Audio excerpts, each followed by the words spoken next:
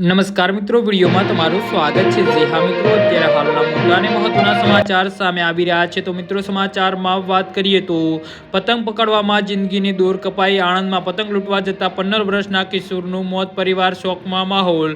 ગુજરાતીઓના મનપસંદ તહેવાર ઉત્તરાયણ દરમિયાન દર વર્ષે જીવલેણ દોરી ધાબા પરથી પડવાની ઘટનાઓ અને વીજ કરંટ લાગવાના અનેક બનાવો સામે આવ્યા છે। તો ઉત્તરાયણને હજુ સમય બાકી છે, છતાં આકાશમાં એકાદ બે પતંગો ઉડાડતા જોવા મળતા હોય છે।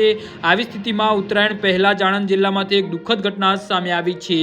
તો મળતી વિગતો પ્રમાણે ઉદેલ ગામમાં પતંગ લૂંટવા ગયેલા 15 વર્ષના કિશોરને અચાનક વીજ કરંટ લાગ્યો હતો અને કિશોર એક શેડ ઉપર પતંગ લેવા ગયો હતો, જ્યાં વીજ લાઇનના સંપર્કમાં આવતા તેને કરંટ લાગ્યો હતો। કરંટની તીવ્રતાના કારણે કિશોરનું ઘટના સ્થળે જ મોત નીપજ્યું હતું। આ ઘટનાને લઈ મૃતકના પરિવારજનો સહિત સમગ્ર વિસ્તારમાં શોકની લાગણી છવાઈ ગઈ છે। આ કિસ્સો માતા પિતાઓ માટે ચેતવણીરૂપ સાબિત થયો છે।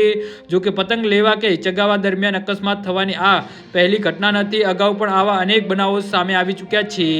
તો ગયા મહિને ડિસેમ્બર 2025 દરમિયાન પણ આણંદ જિલ્લાના ભાણપુરા વિસ્તારમાં પતંગ ચગાવતા સમયે વીજ કરંટ લાગતા 10 વર્ષના બાળકનું કરુણ મોત થયું હતું। બાળક ધાબા પર પતંગ ચગાવી રહ્યો હતો ત્યારે પતંગની દોરી નજીકથી પસાર થતી વીજ લાઇનને અડી ગઈ હતી।